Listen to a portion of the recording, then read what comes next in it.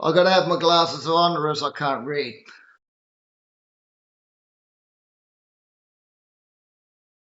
Okay, we ready? Yeah, we're ready. Okay, and here we are. We got an interview here today with Alan Orr, and welcome to the program, Alan. It's been taking me Yeah, thank you. ages to set this up. How are you? All Yeah, right? no, thanks very much. Yeah, it's good. Yeah, thanks very much for doing it. Yeah, sorry it's taken a while. It's been a bit of a hectic few months. Yeah, I know. And but I really appreciate you coming on and putting up with me as well. I mean, I've been following you for ages actually. Um, Thank you. well, how many years? I think it's probably been about 10 years. 10 years. Used to Yeah. follow you when you were in the UK originally. Used to watch a fair few of your videos, training the boys. And then eventually I saw that you moved to New Zealand. And Yeah. but I've always been pretty fascinated with what you do. And but then again, with the limited time that I've got to follow internet and stuff, as I got older and slowed down a bit with my training, I started, sussing people out. And I've always liked what you've done, especially because I think, you're one of the few guys, in fact, you're probably the only guy that I know of that's really gotten into the combat sports and brought Wing Chun into the combat arena, which I really Well, respect. yeah, there's a few other guys, like Vik, my training partner. He's done a lot as well, Yeah, a hell of a Vic, lot. of course, Vik You know Hothi. Vik, Vik Hothi. Yeah, so we're not the only one, but I think probably we were the first to actually when MMA started to actually take Wing Chun into MMA and start that process. Some people were doing interclub Wing Chun fights and sparring the Wing Chun quite well, and but not many people were just taking it into another arena where they had to test the art outside of that. You know, that did happen after, but we I think we were one of the pioneers to do that. Really. Yeah. I remember seeing one of your, I think it was a match that you had done. Again, I think we're talking about 10 years ago. Oh, Um, I'm between you now. I'm pretty sure. Yeah, it was you with this guy. It was, it's fairly close to a full contact fight. It was pretty good. Yeah, I remember it. Oh yeah, that was probably when we first started. Because what happened was it's quite interesting. One of my students, I did an interview, and people asked me how did the fight team start, and I was explaining how it started. And in my explanation, it was more or less the guys were getting quite skilled at the system and wanted to test it. So I sort of, okay, well, this is MMA tournaments time. You're going to test it there. So I told the guys, okay, we'll get ready, we'll train for it, we'll go and do it. And we took 10 guys down there to fight. And that was my my memory of the situation. And then my student Aaron, who's one of my top guys, he was one of my earliest students back then, still with me now. He was doing a podcast recently, and they asked him the same question. He said, "Yeah, I saw Steve saying that." He said, "That's not actually happened." He said, "What happened was he came into class one day and said, I've signed you all up for a tournament. We're all going to go and have fights." And we were like, "Okay." I said, "Well, that could have been what happened because in my brain, you sort of decide something and you make a new narrative sometimes, like, oh yeah, they want to do it." I mean, so that could have been what it was. So yeah, Yeah, so we decided to go down and do the tournament. And then what happened is after the first tournament, the guys won all their fights. They did well. I mean, we lost a few fights, I think, some of the younger guys, but we won a lot of the big fights, the ones that were against people that were experienced. We won those fights. But the guys had worked in the fights, they'd burnt themselves out. They'd worked really hard and won them, but they were exhausted and quite burnt out. And they were just going balls to the wall when they fights, just charging in and smashing everybody. And I was saying to them, you can do it. You can go in with intention and with intensity, but you need to control your pace because it's a 1 round fight. That's fine, but if it's a 3 round fight, you're going to be dead. So also for me, the whole point was not just winning fights. It wasn't about that. It was more like we want to test how we use our skills. So for me, it wasn't really. I didn't care if we won or lost at that point. It was just about let's just see how it works, just see how we do, see what we learn. So for me, even though we had success in terms of winning, I didn't feel there was success in terms of development because I felt that they didn't actually use the art in the way I like to see it to be used, which is I want people to be relaxed. use intention and aggression, but controlled. But I felt they used intention and aggression, but uncontrolled. So I wasn't really interested in fighting at that point because I had a lot of fights growing up. I was older, a bit older, so I was like, it wasn't my main interest to do the tournaments. But I said, okay, I'll do one to show you what I want you to do. So when I did my fight, I was very relaxed and just did the art, right? And I took the guy out pretty quickly, and just focused on showing them how you could do it without being over pumped up. You didn't have to always be pumped up. We had a couple of guys at the time that fought that way. They had to get pumped up. So the younger guys were trying to copy them, thinking that's what you do. And I said, no, everybody's different. Some people need to be a little bit more pumped up. Some people need to be a bit calmer. But overall, you need to control your skill. You can't just go berserk and not control your skill. So, so I did that fight really just for them to have a benchmark of what you could do with the skill rather than just with pure attrition. Yeah. If my memory serves me well, I seem to remember that you were, fairly constant. You were pressing all the way through, like, Yeah, and you just sort of like clobbered the guy, So, but yeah, it's like it's like you were walking from when you're watching it from the TV perspective. It's like you were walking across the screen, just sort of bang, bang, bang, bang, bang, bang, hitting the guy, and it's just like, yeah, and I thought, oh, yeah, that's pretty cool. And yeah. Yeah, so I walked him down, but every time he's striking me, I was redirecting a strike and hitting him, yeah, controlling it, hitting him, controlling, hitting him. So there's a lot of sticky control, even with the distance, to control it and offset his balance to hit him. So they saw it wasn't just blast forward and hit as many as you can. I yeah, think I hit over 20 hits, unreturned hits, but they were unreturned because every time he tried to hit, I was already negating his movement and countering his movement and cutting the line and taking his position out. So it looks quite fairly fast, but actually it was, for me, it was like a plod along pace in my mind. It felt slow, like I felt like I was in total control of every movement. Um, so in martial arts, when you get to a better level, as you know, time sort of slows down a bit. You see things slower, and you're going fast compared for that person, but for you, it's not that fast. So yeah. you sort of see things at different perception, and that's the layers of skill. The layers of skill allow you to see different perceptions of movement and timing that the average person can't see. That's true. That's true. Yeah. How did you find the? You can hear me well, yeah. So Yeah.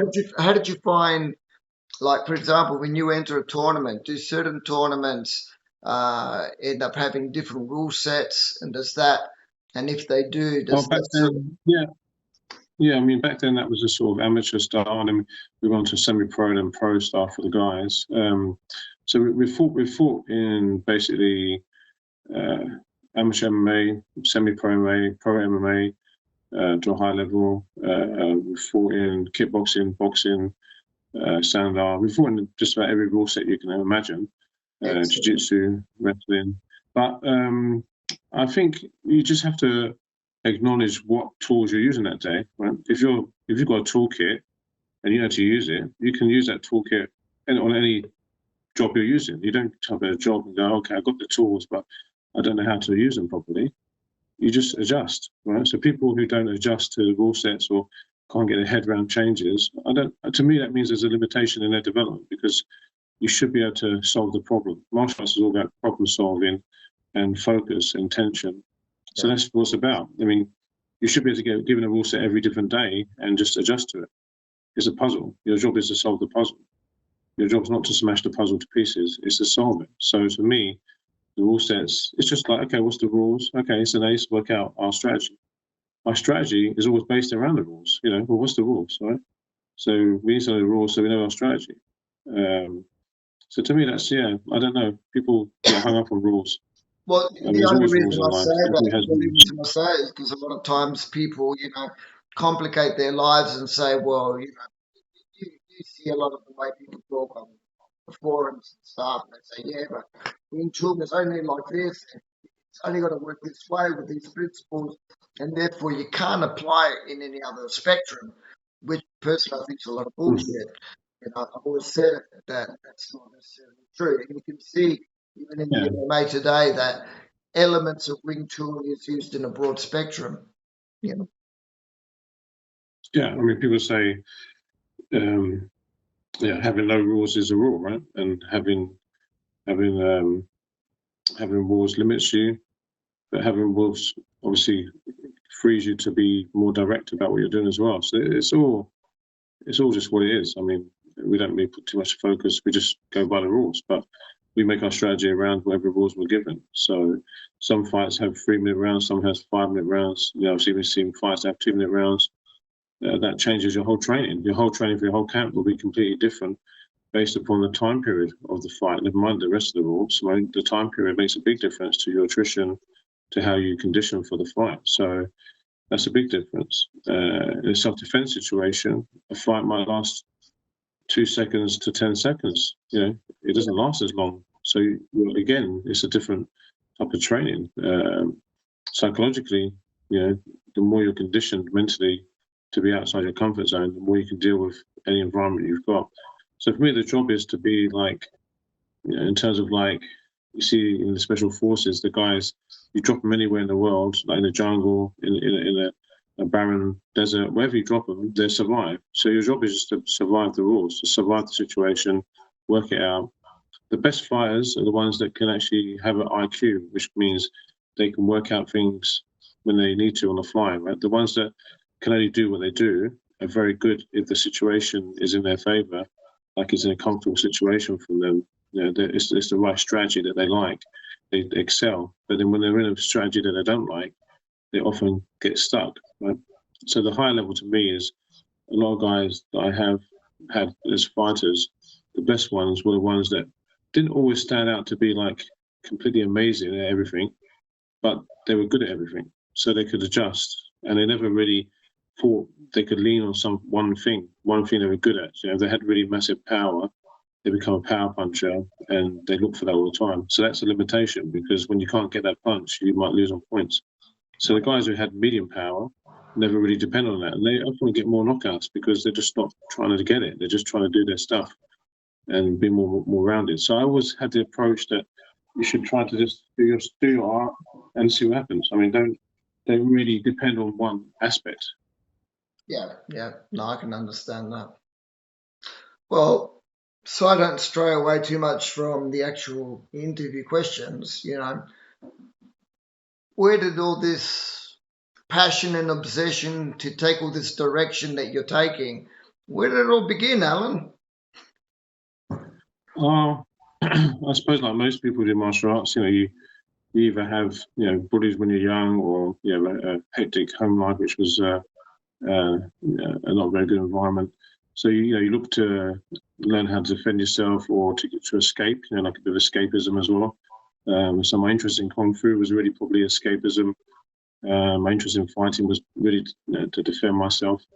And the weird thing is the more I trained, the more I realized that every time I went to training, I was having to confront the fears of my everyday life every day, you know, because you go to training to not get beaten up, you know, in your everyday life. But you go to training, the first thing you do in training is you get beaten up. You know, like you spend every day getting your ass kicked, right? So you start to realize that it doesn't actually really matter.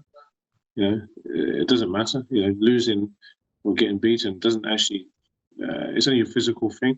You know, the mental thing can obviously is real and affects you, but if you can strengthen that mental aspect, then the physical aspect isn't so daunting, and that starts to give you inner confidence. So I felt that my confidence in my own abilities and my own space became more contained, more less fragile, more robust. You know? So I always think in terms of insecurity and confidence. You know, the more if you look at someone's ego, some people are very egotistical. Often, when you look at them deeply, you find that they're quite insecure. So often, when we walk around trying to be a tough guy and trying to protect ourselves, it's because we're insecure, right? So the more secure you get, the more relaxed you get. The ego calms and becomes more balanced. So I felt, you know, before I was walking around being a bit of a tough guy, getting into a lot of fights because I was always angry, always aggressive. And the more I did martial arts, the more relaxed I became, the more disinterested I became in violence, and the more rounded person I became. And then I just became more interested in the art, more interested in just testing myself. I had the feeling that being outside the comfort zone was very good for your soul, very good for what it had given me. So then, teaching wasn't something that I wanted to do or try to do or wanted to do. It just happened because I was very driven to get good at the art, and then people see that and they know you've worked out things, you're ahead of them, so they start to follow you and start to ask you to show them because they realize they're smart. They realize there's a shortcut. You've done all the hard yards, so you've got shortcuts for them. As teachers, we want to shortcut our students. Right? What takes us years to solve and to work out, you want to give that to your student quicker. That's the sign of a good teacher. They've done the hard work. There's still always hard work to do, which is what Yeah, some students nowadays don't understand. They still need to work hard, but the hard work was actually finding the skill. Finding the skill was the hard work. Doing the work is actually you've got to do it. But nowadays, a lot of people don't want to do that hard work, and they want it on a plate. They've got it on a plate, but you've got to still do the work. So I fell in love with doing the work. Like I like training, I like exercise, I like martial arts, I like doing physical things, and yeah, I think that helps me mentally. Yeah, yeah. I can really relate to what you're saying. I really can. Especially about wanting to give your students, like sometimes when I think how many years it took me to understand certain things, right? And then when you do understand it and, you think, you're giving it to your students and you say, hey man, you know how long it took me to understand this. yeah, Try and understand it, and yeah, but they don't get it a lot of times. They don't, it's probably my fault because you should maybe make them work harder for it so they get a better appreciation. But sometimes they get it, sometimes they don't. It is what it is, I suppose. But thank God there are those that do appreciate it. But a lot of times it just goes right over their head. They have no idea of how long it takes to get a certain skill set rammed into your yeah. body. Yeah, so Yeah, every now and again you get a student who sort of listens to what you say and does what you say and then gets good results. And you go, oh, actually, this does work the way I said I think it works. Right? It's yeah, like yeah, yeah, because you exactly. teach them and then people, they can't get to work and you look at what they're doing, they're not doing what you told them and they're making assumptions about what you said. I will say to people, do exactly what I've said. Because they all say, oh, you said do this. Do you mean like this? Or can I do it like this? And I say, no, just do exactly what I said. The reason I said it that way is because that is the key. If you do it that way, it opens doors for you. Now you're asking for a key, I'm giving you the key, but then you're not using it. So you've got to use the key, right? My teachers, I've got various teachers in Wing Chun, Tai Chi, Jiu Jitsu, Eskrima. All my teachers have the same way of teaching. They Yeah, have a very structured way of teaching, very clear, and they always see me as being one of their best students because not because I'm the most gifted, it's because I listen the most. I just do what I'm told. Every teacher I'm with, all my main teachers, my different styles, when they say something, I just do what they tell me. I don't. I only ask questions once I've done it and can do it, and I've got feedback from them, yeah, and it's nearly right or right. Then I ask, okay, so I ask some questions about it because now I'm sort of pondering what else do I need to understand about this. But the initial training is just do as you're told. The problem with that is if you have a bad teacher, you can go down the garden path doing lots of rubbish and or hokey rubbish, right? So you've got to find a good teacher. Invest. The student should invest time finding a good teacher. Once they find a good teacher, then they've got to trust that person and commit to what they're doing and commit to the process. That's the tricky yeah, bit because yeah, there's a lot of teachers out there that are not that good. A lot of teachers out there that basically, pretend to be good or show, skills that look good, but in reality, they don't know what they're doing. So yeah, that's the problem. But if you find a good teacher and you put enough time into it, that's the process. If you're buying a car, you don't just run out and just buy any old car. You do some research, you check, the performance, you check the history, right? And then you take it for a test drive, you try out. Yeah, it's good. Okay, now this is spending my car. Now that car you fall in love with, you love that car, it serves you well, it's good, right? So when you find a teacher, you should be looking for the right person that's the right fit for you, and then you should be testing it, and then commit to the training. And if you commit to the training, then if you listen to what you're told and you do what you're told, you should get the result. And if the results are not coming from that, then obviously you need to reassess it all because that process always works. yeah, yeah. Yes, yes, definitely. Well, that's the hard thing, isn't it? When you sometimes the student just doesn't know because if they're beginners, they're in limbo because they think, well, is this guy genuine? He's not genuine. How do you know? How do we find out? And and Yeah. sometimes they shop around forever because they really don't know where to look. So that is a point. That is a good But I point. think you have to look at, like again, look at the history, look at the track record. If the teacher has produced good students and the class in general, even the worst person in the class is quite good, then that's a good sign. I always say my most ungifted guy can still perform and still defend themselves and still train with the fighters and still give them pressure when they need to do in the right places, right? They still have the tools, right? They got the tools, they just don't have the attributes or they don't have the intention, right? But they've still got the tools. So that's a good sign. Look at the worst student, not the best student. The best student can be very gifted and can be athletic, can have attrition, can have intention, right? That's not the best benchmark. The best benchmark is the average student. Look at the average student or the below average student, and how are they performing? Because often I look at classes and you see half the classes doing stuff that just would never ever work, and then you've got one or two good guys. That to me is not right because that means that the style is not really promoting the way to train or the reality of training. I mean, I understand some people want to have big classes to make a living and do different things, but martial arts for me has always been like a side hobby. Like I've taken it seriously, but I don't depend on it financially. My that's for me. Otherwise, when I did that, when I had a full time gym for a while, it got stressful because you got to pay bills, and I'd rather just not have to have students. I like teaching the right people, but I don't want to teach everybody. I don't want to have to teach people.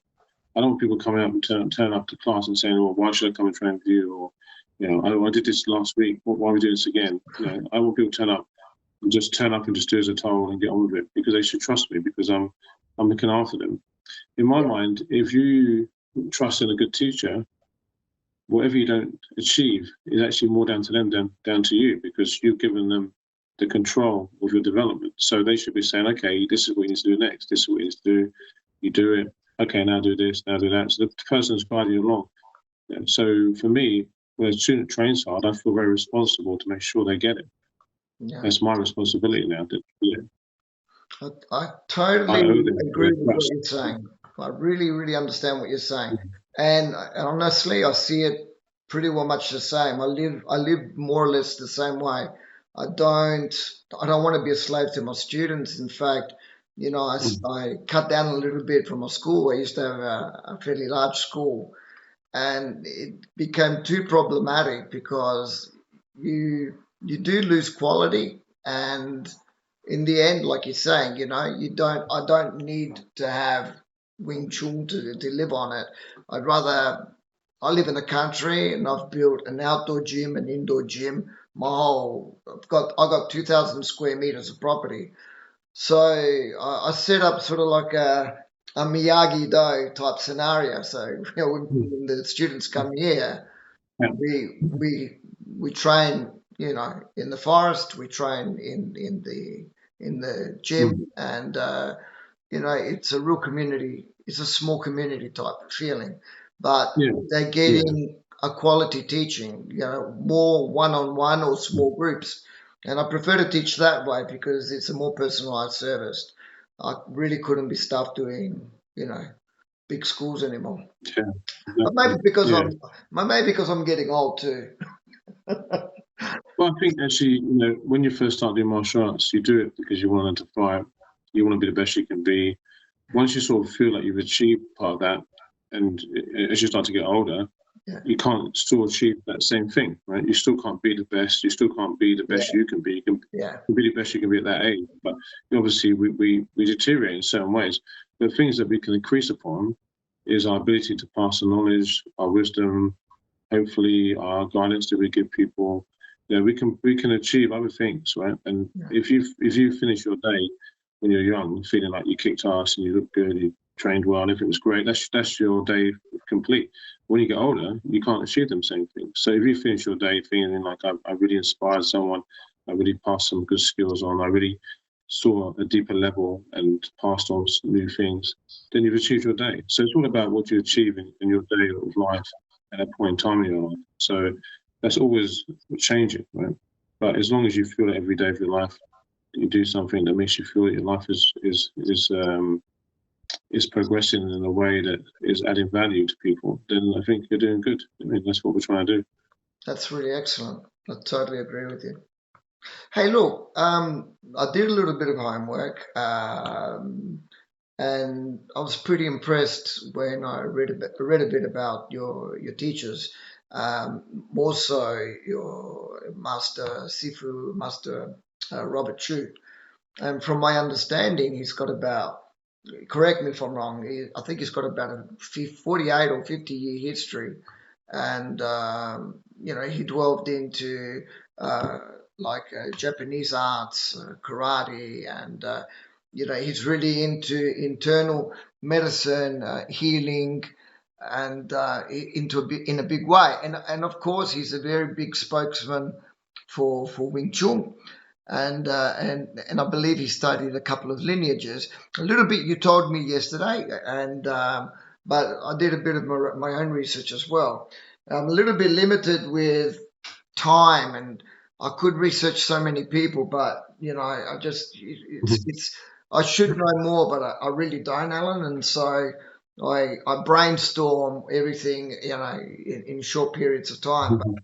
Um, I was pretty impressed because he seems to have done quite a lot in Yeah, this amount of well, my time. teacher, yeah, my teacher's to me is a living legend. I mean, Yeah, he's yeah. totally changed my life. Yeah, so he's been my mentor. He's Alan, been my sorry, mentor, my father, I've got my to best interrupt. friend. Sorry for interrupt. Can I ask you a favor?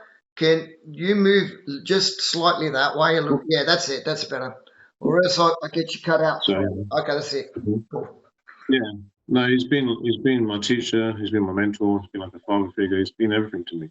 He's a best friend. We talk nearly every day. Um, yeah, I was so fortunate to find him. I mean, like most people, like I said, do research. I researched and researched, and when I read what he was talking about in his articles, his early articles, I kind of didn't understand what he was talking about, and I thought, well, I've been doing Wing Chun 12 years, and I can't read this and understand it. So there's something not right. So I was going to LA to see a friend. I sort of jerry-rigged the trip so I could go and spend some lessons with him, and he was very gracious and very welcoming. So when I went to see him, I was just blown away. Just completely blew me away. And over the years, obviously I'm an acupuncturist and practice Chinese medicine, and so does he. So over the years, I've been learning his acupuncture, his system of internal medicine and physical medicine. So we've had this relationship where I've always been learning something from him. I've always been learning martial arts from him. I've always been learning Chinese medicine from him. He's been a real guide in my life. So he's very very wise. He's very low key in some ways, even though he's a big figurehead in Wing Chun community. People respect him. People understand that he was one of the original researchers in the Wing Chun community. Um, and his whole idea about how the body should be used in Wing Chun, the body structure became a big buzzword, and everybody talks about structure now, which no one did before, really. So structure became a big part of what people talk about in Wing Chun, and that can be in various ways. But he did start that kind of trend, I think, in terms of people questioning how we use the system rather than just blindly learn it. And part of that was because he trained with a number of the Yip Man students, primarily with Hawkins Chung, but he did go to Hong Kong and train with Wang Shalong, Choi Sin Ting, Okay Man, with the people in Hong Kong. He Oh, went really? and Wow. spent time with them. And basically, when he trained with them, they showed him all the forms, their weapons, because my teacher is the type of person that is um, has a very good energy. So when you meet him, you can see that his energy is there with no bad intention. Just comes to learn, comes to see what you've got, and asks you quite good questions. Got good etiquette. Obviously, he's Chinese American, so he understands both cultures. So he's respectful, and people don't see him as a person that's going to kind of abuse what they're showing him or doing. So he's had like a quite an open door to look at Wing Chun. Yeah, he's trained with William Chung. He's trained everybody. So all of Yip Man's top students of that era, he's trained with all of them. So Hawkins was his main teacher. He trained with Moya, first in New York, before he went to California. So he's trained with everybody. So he was able to look at all the systems and say, okay, what's this guy doing? What's this guy doing? Why do we do this? Not everybody does this. And then having an analytical approach to it, was able to sort of break down the actual structure of the system and see why we do certain things and why we wouldn't do things. And that's where Choose Our Lead, which is obviously our system, our family, it's our family system now. It's his creation of the art based upon all the different styles that he's trained. So our style is very traditional, but it's very modern because we don't hold to one person completely. We hold to the art. Right? So that's really how the art should develop. People argue about, did Yip Man teach the dummy this way, that way? Did he do the knives this way, that way? It doesn't matter because he's just doing the art. And at different times, you teach differently. And to different people, you might teach differently because different people have different needs. So the art should always be developing. So I could see from early on the way he taught me kind of like reverse engineered. He taught me all the different styles of Wing Chun and said, which way would you do it? I mean, I said, I'll do my 10 like this, and going by what you've shown me, I'll do this. He goes, okay, yeah, that's our style. So he kind of taught me to reverse engineer things, and that really helped me through all my martial arts because every martial art I learned since then, I was able to use that same method. So when I learned Brazilian Jiu-Jitsu and Screamer, I was lucky with a Screamer because Mark Wiley is a genius and had already done the whole mapping of the system. He'd already done that himself. He'd done exactly the same with what my teacher, Robert Schumer, done with a Screamer. He'd trained in 60 different styles, 6 styles he'd mastered, the 18 styles he knew quite well. But he was able to make this whole nucleus come together. So when he taught me, it was kind of easy. It was like learning something that has been broken down and worked out for you. So again, you just shut up and do it, and then you get it. My jiu-jitsu teacher, Leo Nagao, very much the same. He's trained with so many different black belts. He's trained with Carson Gracie. He's trained Fabi Gaziel. All the top names in jiu-jitsu. He's been their key student at certain times, and he's trained with everybody because he's like a Ronin. He's not dug into one affiliation. He's been able to go around because he's such a good personality and such a good person that people just like him being around. So you get accepted into learning things because a lot of martial arts is about having an intention that people will trust you. They're going to give you something precious, so they want to feel that it's worth giving to you. So and when I first met my teacher, he said to me, I said to him, how come you show me so much stuff? He said, well, you've practiced Chinese medicine. You understand. I can look at you and see your face, see your energy. I can see your intention. So, you understand that, don't you? I said, yeah, I do. I said, but it just still surprises me. He said, well, you've got to choose the right people. And my Thai teacher, Jim Hugo, he's the same. He said to me, when he first started teaching me, he said to me, okay, after the first, I went to London to train with him. After the first 3 sessions we had, he said, okay, I'm going to teach everything. I was like, what? He's like, he goes, I made a decision. He said, when I decide I'm going to do something, it's on me. So I'm going to trust myself, trust my gut. He goes, you come with the right etiquette. You've got good energy. I can see you really want to learn, and I want to teach you. So the door's open. So it allows me to ask him any question. He'll show me anything I want because he trusts me. I've become one of a student that he puts his trust in. So I think if you come with that kind of energy, you learn a lot. And my teacher, like Robert Shu, my main teacher, he's gone through and learned so much from so many people because he's just become under the radar because he just turns up and wants to learn. Yeah. Wanting to learn is the key thing. If you want to learn, you can learn. That's really excellent. Yeah. Yeah, I also read that he was one of the first who really was outspoken about, proving, that Wing Chun could be used in a combat situation. But, I'm talking about many years ago.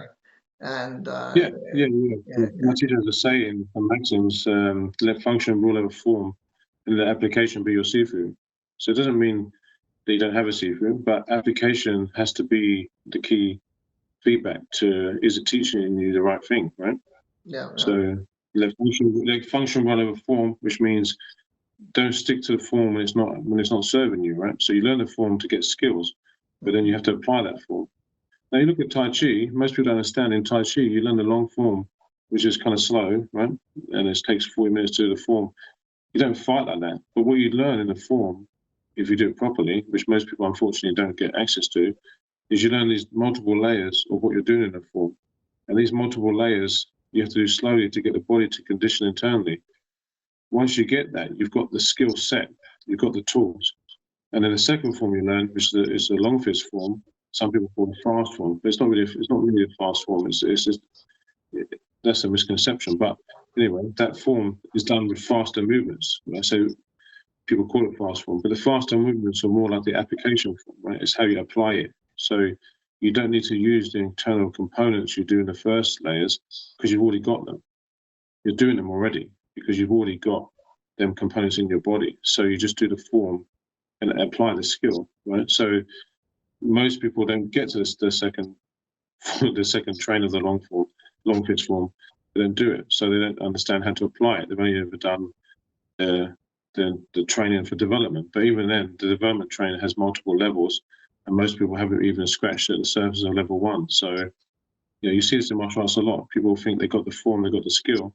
So in my school, you do the first form, and you can apply in Chisao, you have the first form level. You do the second form, if you can apply it in Chisao, you have the second form level.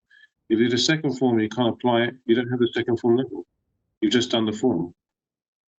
The level is, can you apply it? Right? So you have to understand how to apply each level in combat. If you can't do that, you don't have that level. A dancer could come to your class and learn all your forms in one day. Do they have the skill that you have? No. They just have the routine, right? That's just the routine. So the first level, like in Tai Chi, my teacher calls it the instructional level, right? The instructional level is just learn the instruction of the form. That's level 1. Level 2, you start to learn the internal processes, right? So the first level, which takes people 6 months to a year to learn, you haven't started. You've just basically learned the basic understanding of what you're trying to achieve, which is what do the moves do, what sequence should you use, right? You're learning the base of the art. But most people at that point, they think, oh, I've got the form, I've got it, what's next? Well, what's next is to start again and then start to go through the next layer. So it took me 3 years to learn the form to the level of the layers that I've got so far, and I'm only halfway through the layers. So for Tai Chi, so it takes a long time because you need to get through them layers and understand how to condition the body, and then you need to learn how to apply it. And once you can apply it, that's when you've got the form, right? That's when you've got the skill. Then you need a lot of patience. Yeah. You just shut up and do as you're told. You know what I mean? That's basically it. Do you know what I mean? No talking, get on with it. Do you know what I mean? I always tell my class, too much talking. Just do what I told you, practice, because they always start to have a chat and chill out. It's like, no, just blood, sweat, and tears is what I'm focused on. Well, that you more or less answered my next question. So, and that was on the internal work. I mean, we could probably talk about this for hours. Speaking of internal, here was another question. There always seems to be continual problematics where internal systems get frowned upon because of the lack of knowledge or capacity of practical application. We've all seen many videos whereby these so-called super sifus do great deeds or feats of strength with their students, but unfortunately, as soon as they come across the average fighter of 2 or 3 years experience, they get smashed or beat up. And I see this happening a lot in the world of Wing Chun, where you see a few charlatans who claim they have an ultimate Wing Chun or studied multiple systems, lineages, but you never see them apply stuff under real stress. And it's unfortunate because it gives us a bad name. And, well, not us, I'm just saying, Wing Chun generally. And I think it's a shame that people even buy into this stuff and fork out a hell of a lot of money just for certificates, because I see a lot of this stuff happening, and it bothers me a little bit to a certain degree, but not much you can do about it. I mean, what are your thoughts about it in general? Yeah, it's different. I think for me, I mean, all I can do is do what I do. Do you know what I mean? Certain things around that, look at other things and things kind of irritate you, but that's your own kind of ego as well in terms of what you feel is right. Yeah, so you're basically, if someone's affected how you see the world, right? By irritating you. I feel the same. But then we have to just focus on what we do, right? So Yeah. for me, whenever I do a demonstration as such and show skill, it's always live. So I might show an application to show the application, but then we do it live. So all my chi sao clips are live. Nothing's ever choreographed. Nothing's ever you do this, I do that, or you throw me a punch. In training, you might do that to show the technique as it would work, but then you got to do it live. So often these guys are doing stooge setups where the person, kick me full power. And you look at the kick and say, well, that's not full power. And why would someone kick you when you tell them to kick you? Yeah. And why would they step through? It just looks hokey. Yeah. And then they attack them with 6 punches while the person stands there. That's not reality. My guys, I just say, okay, it's just roll. Immediate jiu-jitsu, you don't go, okay, you're going to attack me with an armbar when I tell you. You're just going to roll, right? And you're just going to apply it. So, Chi Sao is perfectly designed for live training. Like in jiu-jitsu, when we roll on the ground, we roll. It's a controlled environment, right? You can't eye gouge someone, you can't grab their nuts, right? There's training, right? You're training stuff, but it's very robust and very strong, and it's very skillful. Chi Sao is exactly the same. It's just a standard version. But if you do Chi Sao where you're setting people up to do what you tell them to do, or I see a lot of people will test people's ability to understand what they're doing, and when they see a weakness, then they will say, okay, let's go live now, because they've worked out how to beat them, because they've tested them a bit, saying, they've set them up. In hypnosis, people do this to as a preparation. They test who's more susceptible, and that's when they choose that person to do the skill on, because it's going to work. And you see these people doing the same thing. They'll find the person that could be big and strong, so they look good, but they don't have the skill to control their strength. They're stiff, or their weight's not good, so they can feel that. So they go, okay, now you try and hit me, and then they go, see, he can't do anything. He can't do a thing. Well, no, because you haven't given me any skills. He hasn't got the toolbox. What I like to do is give my guys as much tools as possible, and say, okay, just go, just try and use them against each other, and then we'll see what happens. So it's always got to be live training for me. Otherwise, what am I going to learn? What am I going to learn? Train with someone who doesn't know what they're doing. You can get a beginner and give them one drill and make that drill live, and they can beat you with that drill. That means that particular drill has given them the focus to try to apply something, and they might beat you with that one drill. And then they can't beat you overall because you've got 100 drills going to one. But for that one drill, you give them the ability to find success, right? The ability to find, if you can feel that movement and you can work it out, you can achieve that.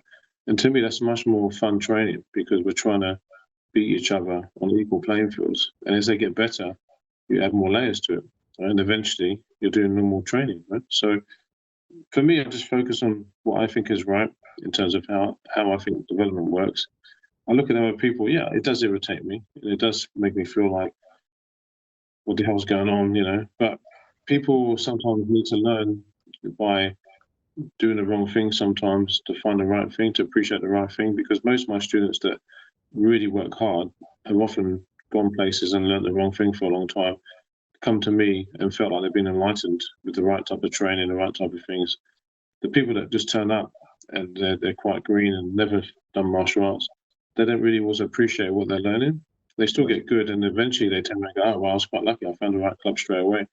But for a long time, they're just plodding along, which is no problem, it's fine. But as a teacher, you don't get much energy from them in terms of it is an ego thing in some ways, but ego is not a negative thing. It's kind of when someone tells you that they're excited and you can see they're really enjoying it, you feel excited yourself, because it's nice to see someone happy. But when someone's just mundane, working along, doing what they're told, but working, yeah, it's okay, but there's not much excitement. So you sort of need that balance of things. You need a few excitable people. You need a few people that just plod along. You need a few people that charge forward a bit, and you need to hold them back a bit. You need some people that need a kick up the arse. You need that whole mix of people to make it the right energy. It's like mixing a recipe. You need all the ingredients. So it works well when you have all the ingredients. But yeah, we need that balance. But sometimes I look at that stuff and I feel sorry for people that have been dragged along and losing time and money and hard work and energy with somebody who's just basically milking them. I don't really like that. So that's probably what I don't like. It's not about the fact that I feel irritated by them individually for being what they are, because sometimes these people actually have got some skills themselves. And that's the misguided thing, because they do have some skills, but they don't have the right skills. Like they don't have the overall skills, or they don't have what they're showing they have, pretending they have. Right? Yeah. I've seen a few of these guys say, "Oh, we're going to show some real sparring," and it's one-step sparring. But that's not sparring. That's still feeder sparring, right? It's still feeding the technique. It's not sparring. It's not live. You know what I mean? Yeah. I mean, It's not. It's only live if you're not dead. You know what I mean? I think people like you and I are able to decipher, people who know how to fight or don't know how to fight. I mean, let's put it that way. Yeah, Yeah, yeah. you can't pull the wool over us. Yeah, it's not that hard to work out. It just Well, when you train properly, you've had your ass kicked so many times. You know, yeah, you know what you know, right? You know that if someone's big and strong and not that skilled, they can still put you over. Right? yeah. It's not necessarily nothing's invincible. Sometimes on my personal Facebook page, I try and put some videos to sort of stimulate ways of thinking I mean, I do it on purpose to be provocative, and say, hey, Chisel this. And I show a couple of guys whacking each other, doing some Sundar training or some MMA combinations and stuff like that. And, Yeah. sort of to wake up people in the Wing Chun Yeah, community to but say, I always like the hey, clips because they're always live. They're always live training. They're always functional. So yeah, we don't necessarily always have the same style of what we do. We might do things differently, but I can appreciate all the things you do because I look at it and I go, yeah, you're doing it in real time. yeah, In real time with real guys, and it's just what it is. I mean, to me, that's whether you think things are great, good, bad, ugly, whatever, it doesn't matter. If someone's doing it live and they're doing it, then it's good. In my books, that's what we're trying to do yeah, because we don't always understand each other's styles. When we look at other styles, there might be things that you assume but don't know. So I would say assumption is the mother of all fuck ups. I mean, you need to make sure you go and try things out. If I look at something, and we say, "What do you think of that?" I go, "I don't know." Then what do you mean? I said, "Well, it looks good, but I don't know. I have to feel it." Or if I look at something that's working, but I can't see why it's working, I won't dismiss it. Like people often get on a high horse and they see something, they can't work out why it's happening. And they say, "Oh, must be made up, it must be rubbish." But then I look at the movement, I think, well, I can see it's working, but I just don't understand why it's working. I need to go and feel it and check it out. And then yeah. other stuff, because of my experience, I know straight away why it's working because I've experienced it. So most things now, I kind of know why and how. But even 5 or 6 years ago, there were still things that I look at and go, "I'm not too sure until I see it." But now, them things I've gone and experienced and worked out, and I know. So there's not many things now that I look at and don't know why they're doing it or how they're doing it. So even styles that I look at that are not the way I'll do it, I can still appreciate and say, yeah, that's another way to do it. We don't do it that way, but you can do it that way. It's fine. You don't have to be your way anyway, right? There I've can been, be I've loads of been ways to do it. lucky, I've been lucky. I've had a few good friends at very high levels of that, they do MMA competitions. One guy in particular, and trained with him a lot, and found myself flat on my back because there were certain moves I just wasn't expecting, and I thought, "Fucking, how did you do that?" But this was a guy who, he's trained his whole life at a very high level, and Hmm. geez, did I learn a lot from him. But it's all Yeah, experience. It's all experience, and if you don't confront these things, if you don't take the challenge, you're never going to grow. You'll never grow. You never yeah. learn to Yeah, understand well, either.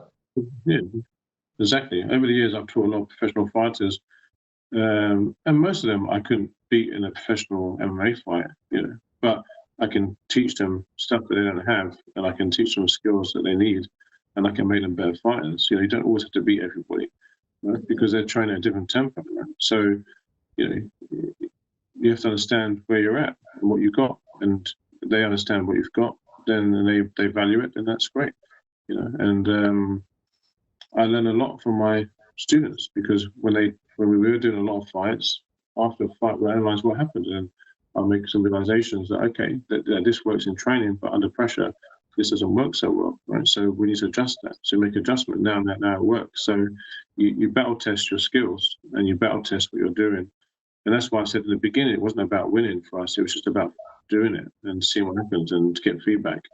And we just want to go to war and see what happens, right? It was just not really the winning is more of a personal thing. It always feels good to win, You know, it always people say to you, "Oh, you learn from losing." You do, but it feels better when you win, for Yeah, sure. Right? It obviously. always feels better when you win. Right? But you do learn more from losing because you have to reassess why you lost, right? But winning is better, of course, right? But that's just more for a personal thing, a personal ego thing, right? And eventually, winning and losing, if you get to the right mental state, it's not really the important thing. Right? But and in training, it's not really the important thing. For me, it's only important because I want the guys to feel good. I want to enjoy themselves, right? So it always does feel better when people will say to you, "Oh no, it doesn't matter as long as you learn something." It's not really true. If you lost all the time and learned every time, but you lost every time, after a while you get a bit depressed, right? So you need the wins, right? You need the wins, but overall, you can't win everything, right? So sometimes, under a lot of pressure, there's a lot of variables of why you perform well and why you don't perform well. It's not always the art. Sometimes it could be a diet, sometimes it could be a training, sometimes it could be your everyday life is stressing you out. There's a lot of variables, right? And Yeah, people never reassess them. They think it's like a computer game, but life isn't a computer game. Yeah, so there's a lot of things that go on in people's lives that make changes to what's going on. So yeah, I think overall, I look at the main thing I look at is when I see people, and the reason why I did jiu-jitsu was not because I wanted to do jiu-jitsu. I didn't really want to do it. When I first started, I was a bit claustrophobic about the whole thing, but I started doing wrestling, and I quite like wrestling just because it was more robust. And so I got into catch wrestling and into wrestling. Went to America, had people come here, and then I got into jiu-jitsu a bit later on. The reason was just because MMA was starting. I just want to know how to defend it. So I saw people teaching things like, "Oh, someone shoots you, just elbow them, or you just gum out them, or you just do this, you do that." And I was looking at it thinking, "Well, that's not going to work because the person will just roll you over." I mean, also a wrestler or a jiu-jitsu person, when you're attacking somebody, you don't attack with one technique. You have a multiple array of techniques. You have counters, you have reversals, you have ways to negate what they want to do. If you don't know them things, you've only got like a one-shot deal where you might actually be lucky that day, your technique might land. But if it doesn't land, you're in a situation where that person's still got 10 more things coming at you. So you need to learn the basics of what they're doing properly so you can defend it. So my first goal was just to learn how to do takedowns, how to do reversals, just learn the basics of the arts so I could defend it. That was my goal. But then when I started to learn these other arts, I realized that it wasn't just 4 or 5 things that were doing it. It was like 400 things, right? So you needed to get deeper into it to have a better defense. So now, obviously I got to a black belt jiu-jitsu. It's quite hard to do. I did it. I got my black belt maybe 12 years ago. So I've been about 12 years. Your training doesn't change a lot, but what happens is my ability to see things is much clearer. So you think that you're just doing a gum out to stop somebody, or doing an elbow, or you're doing something which looks quite simple, but you're not. You're doing 15 things, and you're making 15 adjustments. And all that adjustments becomes because you understand what the attack is, you understand what angle they're looking for, you understand what pressure they're doing. And then often people say to me, "Oh, did jiu-jitsu help your Wing Chun, or did a screamer help your Wing Chun?" No, my Wing Chun helps my jiu-jitsu. My Wing Chun helped my wrestling. My Wing Chun helped my screamer, because Wing Chun is my nucleus art. It's the art that gave me the yeah, ability to use my tool, right? And that toolkit that you have, you can then, once you understand how that environment works, you can apply your tools to it. So Wing Chun made me learn how to grip fight quicker. It made me learn how to control balance quicker, because I already had it already. So when I did these other arts, that stuff was already there. So yeah, I can remember in America once at the Shark Tank with Eddie Millis, one of my teachers. Eddie's a fantastic teacher and very, very prominent in the history of MMA in America, because his gym with the Lions Den, their sister gym, they were the pioneers of American MMA. Right? So when I went to train there, it was a mecca place to go train MMA. And so I went out there, with Eddie, and even to this day, me and Eddie are very good friends. We still train together. And I can remember wrestling with one of his guys who was actually a college wrestler, and also also uh, had trained in MMA fighting, and I hadn't had any experience like that. And then when we were wrestling, we were doing this pummeling drills, which I'd only learned that week, first week of pummeling. And he was asking me questions about my pummeling. And he said, "How do you do this? Or what? How come you're doing that?" And I was like, "Well, because it makes sense. If I pin the elbow with my body this way." And he said, "Where did you learn that?" I said, "I didn't. I'm just doing it." He's like, "Oh, this is so helpful." This guy had, he had a college wrestling background, So he had wrestled, I had good experience, but I was doing things that were nuances that he couldn't really, he could feel was working, but he didn't know why it was working. And I was just doing Wing Chun. I was being sticky, right? And they didn't have that concept of being sticky and controlling the position with your friction of your body. He still kicked my ass because he was a better wrestler than me, but I was giving him a hard time, and the hard time was making him think. And after the training, he wanted to help me more and more because he wanted to get more out of me. So that's the positive relationship when you both bring something to the table, you both have an open mind, and you both just trying to work. You start sharing. And my wrestling got very good very quick because all of a sudden, I was getting the information really quick of people. They were telling me all the stuff, all the shortcuts, telling me stuff I shouldn't do, should do, because I had something to give them, and they could see that I was hungry to get a skill, right? So, good intention, good karma gives good karma, right? It's just karma's not. I always say to my students, karma's not like a exchange system where you earn coins, right? It's not like crypto, right? Karma is just you do things because it's the right thing to do, and then right things will happen around you because it's good energy. It's not about a credit system. Yeah. So that's why you get energy in the gym. Everybody gets good. Everybody improves because it's a good energy. It's a good area. Yeah. I I laughed a little bit because I was thinking, as you were talking, I was thinking about a good friend of mine. He's I classify him as my Greek Roman wrestling teacher, and we have an exchange where I teach him Wing Chun, he teaches me, Greek Roman wrestling, and this has been going on for about 7 years. And I'd done some basic training when I was young, but then I lost track because we did sort of like stand up grappling from Larry Hartsell, Jeet Kune Do, and that's as far as I got. And but then so I started at a late age, past 50. And anyway, so he's younger than me, and he's got about 40 years experience. And he's what 54, 55. And he started really, really young, and he's done a lot of national championship. He's got strength like an ox. I've never felt anybody like, Yeah, honestly. When he would grab me with his arms around my rib cage, I swear he could bust my ribs. Like, that's how strong he is. yeah, And yeah.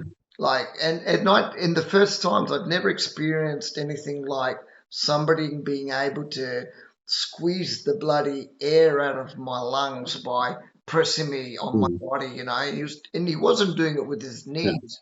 He was doing it with all these bloody positions. And I said, "You got to teach me Mm. this." I'm going, "You got to teach me this."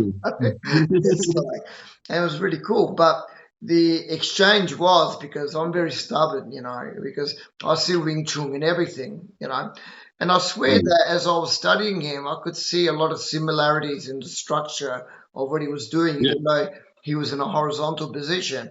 I said, shit. I said, yeah, we sort of do that in Wing Chun, but standing up, and I kept saying this to him, yeah. and so eventually I started teaching him Chisa. Now, correct me if I'm wrong, but I've trained with a few Greek Roman wrestling guys.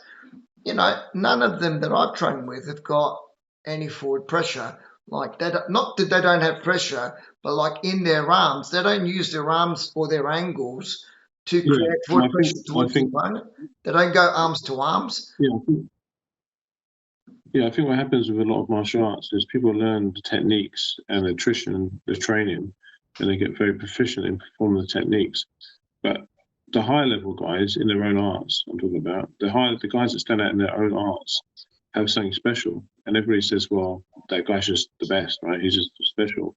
But when I watch the guys that are special, I can see that their hand flying, their body awareness, their movement is more sophisticated.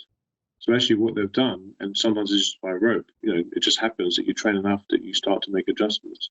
And these guys can just read the movements better, right? They can see things better, and that's what we learn in Chi Sao. We're purposely trying to develop that. So for us in Chi Sao, that's the skill we're learning to do. We're learning to feel the bridge and control the bridge, and get nuances and fractal control of the bridge. Yeah, Now, really, guys that are really good at jiu-jitsu, are really good at wrestling, they have that skill, but they don't know how they learn it, so they can't pass that skill on. They can only pass on techniques, right? I can remember one of my close friends, close student. training partner, Pete Irvin. Pete's, had 50 professional fights. He's fought in kickboxing, MMA to a high level, boxing. He's done all sorts, right? Pete's a very, very skilled guy. He's a black belt jiu-jitsu. He's fought kickboxing, Thai boxing. And I remember when he met Raymond Dekkers, who's phenomenal leg kicker of his time. And then when he asked him, how'd you do your leg kick? Because Pete learned from me how to really drop the hammer on a leg kick, and from Eddie, and Pete's got a very, very powerful kick now, and body punching and leg kicking was always our big thing. So because dropping on a body punch is very satisfying, and leg kicking someone when they fall over is very satisfying. So that's a real good skill for a fight. Right? So we always worked on them skills. So when he met Dekkers, he's like, "Well, can you show me how you do a kick?" He goes, "Yeah, I just do this." And he just threw a kick. He's like, "Okay, so what's the detail?" He goes, "Just throw my kick." He just threw the kick. Now he was one of the best leg kickers of all time, and he had a phenomenal leg kick, but he didn't really know how he did it. He just threw it. So some people would just work out and feel their groove and their habit, and they have that higher level skill. But to give it to someone else is not always a gift they can give, right? So our job in Wing Chun with Chi Sao is it's a way to transmit the understanding through a way of training that focuses on the fractals of the movement. So you get the layers of skill, because the skill is in the layers. Now you can definitely, as I just said, you can definitely have the skill. Some people will just have that skill eventually, but I want all my students to have that skill, even if it's just a lower version of it. I want everybody to have an understanding of how to get that skill, so we have something to strive for. Otherwise, we're just basically doing stuff without focusing on what's our next development. Yeah, right. Hey, are you there? Did the screen block, or are you still there? Okay, I thought the screen. Okay, so all right. Then next question I had was, when you teach, right, especially when you've got different categories with your school, like how would you differentiate? Let's say you got fighters and maybe only people who just want to do self-defense. Do you have trouble differentiating your training methods, or do you have one school for this and one school for that? No, not really. We've always had everybody train together, and we just break into groups at times. Like, so basically, if someone's trying to fight, they need to do more attrition work, more physical work. So they need to do more pad training, more glove training, more sparring. But they still need to do skill training, right? And also my guys that do skill training that don't want to fight, they still need to know how to punch a bag. They still need to know how to hold mitts. So everybody works together still, but we make it into kind of smaller levels of games. Like if someone is not a fighter, but they want to, but they're strong and they have some skills, then I will say to them, okay, you're going to just try to get this person into a single leg position, and the person can defend it. So they learn a set of skill that they can do a bit more robustly, but they're not full out fighting. Or if they put the gloves on and say, okay, well, you're just going to throw punches at this guy, the guy's going to just try to defend, right? So the less skilled person who's not a fighter is not going to get hit back. So they can just throw punches and smash someone up, but not get hit back. So they get a bit more confidence about throwing punches without getting hurt. And then once they can do that, then I'll say to them, okay, well, hit the pads with me. So they got the power going, and then I'll hit them with the pads, so they get their hands back up, and they start to get a defense as well. So you can use different ways to get people to get a more rounded skill. I always say martial arts is like a circle, right? It doesn't matter where you start. Eventually, you'll walk that whole circle. So if you start from a self-defense point of view or competition point of view, eventually you've covered everything. Eventually, you will go through that circle, because if you train for competition, eventually you'll get older and you can't compete anymore. Then you want to learn more of the art, and eventually you'll learn more of the art, and then you'll complete that circle. If you start from a self-defense point of view, eventually, once you get the skills, you're going to learn how to condition your hands and punch things, and you're going to have to learn how to deal with a bit more of a robust movement. Even like I get my guys do a lot of body sparring to start with, because the body sparring, you're not going to get punched in the face, but you are going to get pushed around and shoved around, and you're going to get sweaty and tired. So you start to build some confidence, and you start to get used to your energy system being under pressure.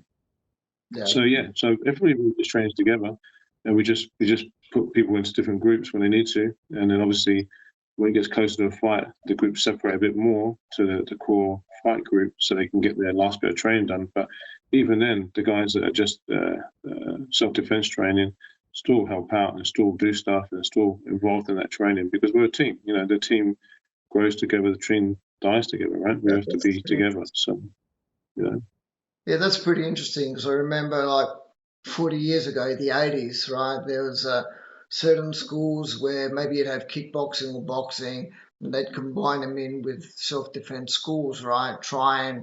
They try and please everybody, but sometimes you'd find that certain teachers couldn't really cope with doing the whole thing, doing the whole deal where they maybe get some assistance, and you could see the old guys freaking out, and they say, "Don't bust my balls, you want to do self-defense. I got my assistant there. Go there. I'm taking care of the pro fighters now. If I can shut up and go and do what I you think, have to do." yeah, I And think because they'd be really the stressed key out is with the pro fighters, you know what I mean, or the amateur mm, fighters, whatever fights they were getting ready for. Yeah, and so I they think the key is yeah, the key is the teacher has to conduct, like a conductor of an orchestra, right? The teacher has to control the tempo of the class and control the environment, right? So I'm very strict when I teach, because when I teach people, if you're not strict, people can wander around and trip over and get hurt and be standing in the way.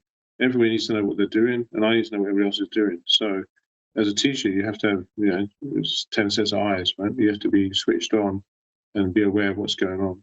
So that's the teacher's role, really. I think if you lose track of that, then it becomes chaos. Yeah.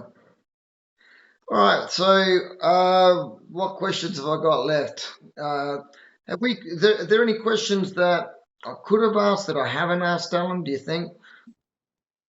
Well, I think maybe what we could say is when people watch this, if they have questions or things they want to know, then let us know, and we'll do a second one that will answer other questions because this might bring up people's questions. And as teachers, often we don't know what to teach until people ask us, right? Yeah, that's true. Yeah, People but I people really ask you a wanted question and we can to. go on for like 10 hours.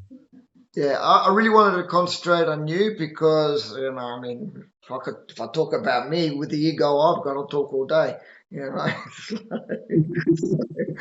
and no, and honestly, there's I know that you've done a lot, and I know you've really done a lot, especially with the combat scenario, but also because you've done a lot of work on the internal level, which for me I'm still in my infancy, so to speak. I mean, I did a lot of work with just training, a lot of work through the Sushuntin lineage, which inform, but that's on a basic level. I'm not really anybody in that level there. So, in the future, I would like to do maybe a more in-depth seminar to understand more of what your research and what you've studied. So Yeah, that sure. would be another interesting Mm, podcast we could talk about. yeah, But so maybe the other questions that I've got remaining, which are not a lot, I'll just see if this is a stupid question or not. Let's see. What are your thoughts or differences on comparing, saying, a gifted and talented fighter versus the coach who has to raise a fighter? For example, I used to listen to Tyson talking about Customato. Tyson talked like as if he almost worshipped him, saying to have a great fighter, your coach needs to be even greater. I feel there's some truth to this. It's a bit like discussions I've had many times with my students, whereby they would say they'd love to learn from a top fighter. However, in many combat circuits, it's also been discussed that the fighter doesn't also necessarily make a good teacher because the fighter has to also think for himself, him or herself, his path, his or her improvement, and therefore for their objectives where they're going, for their career, and they're always constantly driven because they're competitive. So it doesn't always necessarily make for being great teachers. So I remember this particular point that Tyson made. Whereas in comparison, the teacher and coach is always there for you, teaches you to grow, helps you develop your skills, your mindset, and your weak points, you know. But in reality, when you're talking about your teacher, you more or less, you know, covered these points. But, you know, anything you wanted to add to that? Yeah, I think it would, again, it's like the time of life, right? So a good fighter is not always a good teacher because they're a good fighter, because they're focused on fighting. Because when you're fighting, you have to think about yourself and think about what's working for you. Everybody is around you. You know, you're the main goal is for you to win your fight. So everything's focused on what you need. Um, until you retire, then you're not a fighter. Then you can become a better coach, right? Because now you're doing it for other people, right? A perfect example is Peter Irwin. Peter Irwin, one of my students, friends, training partner, as I said. Pete was a really good fighter and could have been better in some ways. It's just because the information we had then was obviously less. What we know now, if you started with him in the beginning, or what we know now, obviously you'd be better. But that's hindsight is a wonderful thing, right? And also, people make mistakes in life. We make mistakes, you know, with our choices at times. So you can always be a better fighter when you've retired. You can always look back in your career and think you could have done better. But Pete was an awesome fighter and still can fight, obviously. But you know, he's retired from fighting, and now he's one of the best coaches I've ever met. You know, he's jiu-jitsu, he's wrestling, he's striking, his in-depth knowledge of the psychology of fighting. You know, he's just a fantastic coach.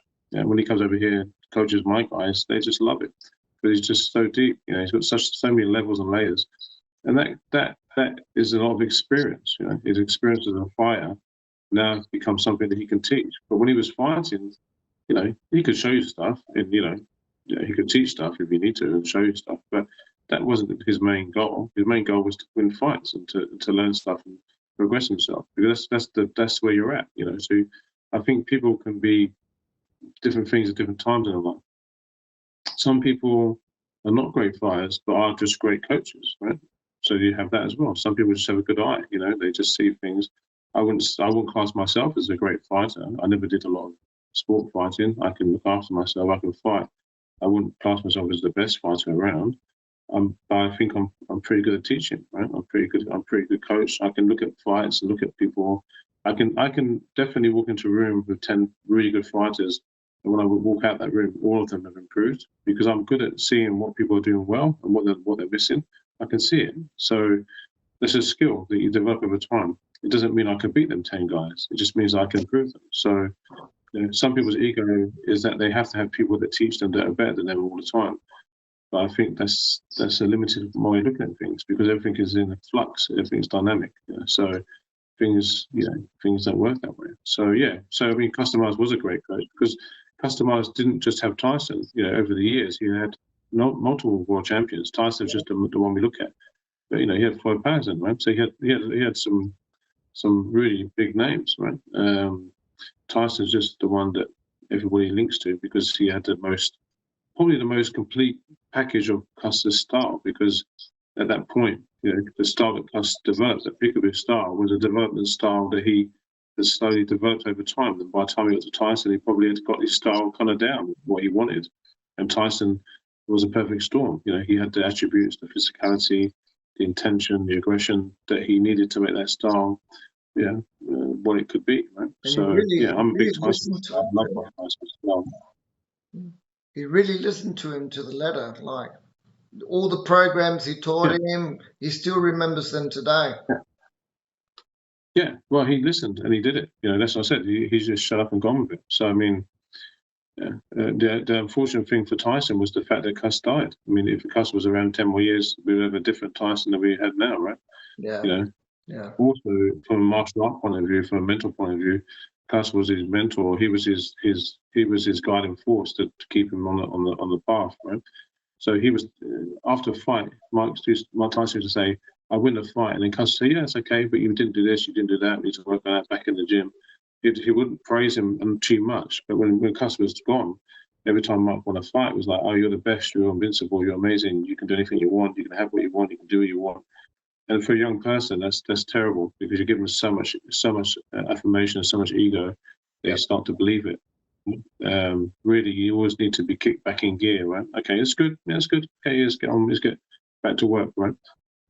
because you've got to keep a person focused. And when you're young, obviously, your ego is obviously untamed. Right? So that's the problem. As we get older, we get hopefully we get wiser and we understand our ego more, and we don't let it control us.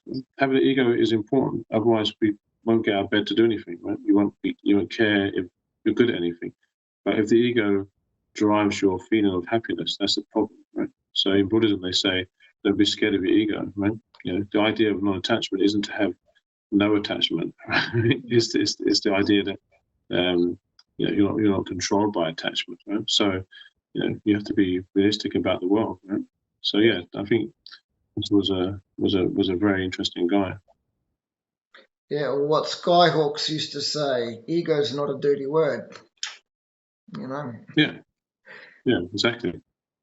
And okay, so what about training for the average Joe Blow or Joe woman? What do you reckon the average person who works, got a family and stuff like that? What do you reckon is a good time frame of training per week for the average person would be? I would say it's not about the time frame; it's about the consistency. Right? My teacher told me a story once. He said, if I gave you a piece of silk, you'd think it was good, right? You'd feel it. Oh, it feels nice. It's a nice texture, right? The next day I give you another piece of silk, which is a better quality. Oh, this one's better, right? And every day I give you a new piece of silk, right? After 100 days, the last piece of silk you got feels amazing. When you go back to the first piece that I gave you, it's like sandpaper. So the consistency is teaching you layers. It's teaching you to have understanding. So if you can That's a train good analogy. 15 I like minutes a that. day, That's a nice if you can analogy. train 15, yeah, no, he's got a lot of wisdom, right? If you, I just write the back of his information, so which I've always done for my whole life. Everything I do is based upon what he told me. If you train 15 minutes a day, it's much better than training 2 hours a week, because that 15 minutes builds consistency. Right? So I said to my guys, yeah, you come to class twice a week and you do like a 2-hour class twice a week, but go home and spend 10 minutes every day doing your forms, practice something you need to work on. Don't have to be a lot, because you've got your class time. Your class time should be the time where you come and experiment and try things out, and you get some cheese out, some sparring, more robust stuff done. If you're a beginner in the class, you're learning the forms, the techniques to start with. So but once you learn the forms and techniques, you should be doing them at home. Do your form at home, do it every day. Right. Look, I'm going to have to call it quits for one main reason. Yeah, I've got I've got an unexpected thunderstorm, and we're in the middle of summer, so I don't know how that works. And no, so you just stay safe. but I do have one more thing that I wanted to put out to everybody. I know you have an online course, which was actually the last question anyway, and I wanted you to elaborate a bit about it. But what I was hoping to do, your online course, something that you created yourself, and it's a continual thing. It's always growing, or it's a set course. We started off when I went to New Zealand 12 years ago. My guys in the UK were asking me for videos of stuff. And I was like, well, I've taught you all this already. And they're like, yeah, we keep forgetting. We can't remember this, and there's so much detail. So I set up this. My friend of mine in New Zealand was a web guy, and he set up this site for me. He said, I'll set you something up. You can put it on there. So it wasn't supposed to be like a public thing to start with. But then in the end, I thought, okay, well, I do it as like a mentor sort of thing where I mentor my guys. So we started off with year one, wrap up the forms and different things. And then other people started to message me and ask they want to see what we're doing. And so now it's basically morphed into 12 years training. There's 12 years of courses, and people can either just buy single courses, or they can buy courses in bundles for each year. And originally, like, people said, you can't learn online, it's terrible, you can't learn online. And yeah, I agree, you have to learn in person, but learn online, we all watch YouTube, we all watch videos, we all check things out. You can learn a lot online. And when COVID happened, everybody started doing things online, right? And now everybody thinks online's great. But yeah, you still need hands-on training, but there's a lot of content, there's a lot of details and technical things you need to learn. And in a class, as you know, when you could teach one aspect for like 4 or 5 hours. There's so many different variables and variations of ideas. So I realized actually it's quite good to put these things out on video, because there's stuff that I don't think about. I can just do it. So they're irrelevant to me, but they're very relevant to everybody else. So it's become more like a diary in my mind of my training and the things I teach and the things that build up. And as I'm progressing myself, because I'm still progressing, I'm still getting better. So I feel like there's a good timeline of the progression of what we're doing and the development we're doing. And every time I have something that I'm working on, I can put it into a format that everybody can learn and they can get the benefit of my progressions as well. Far out, Alan. Sometimes you say things, and I swear we almost think alike. I'm not just saying that, like, because I put out. How can we do? I swear, because that's exactly what I did with my guys. I do the same thing. I upgrade, and and sometimes when I look at my course and I put it out, I almost vomit, because I think I'm so much better today than what I was then. I wish I could have done that better as well. But I'm always criticizing myself. But I'm always upgrading my courses or putting new information stuff in, because as I improve, as I improve, I want to share it, with my guys. So exactly. it's excellent when I hear you say that. When we finish the podcast, if you send me your link, I'll add it with the podcast and I'll put it online, so then everybody can have access to your course. All right. Sure. You probably can't hear it, but I can't believe how much of a downpour it's okay. at the moment. That's fine. And thanks very much for doing this today. I appreciate your time. You're an ambassador to your art, and I appreciate your time. I hope we can do another podcast soon. And definitely. Hope we get some good feedback from this. Awesome. Well, thanks, I really appreciate your time. Okay, so take care, mate. Well, thank you.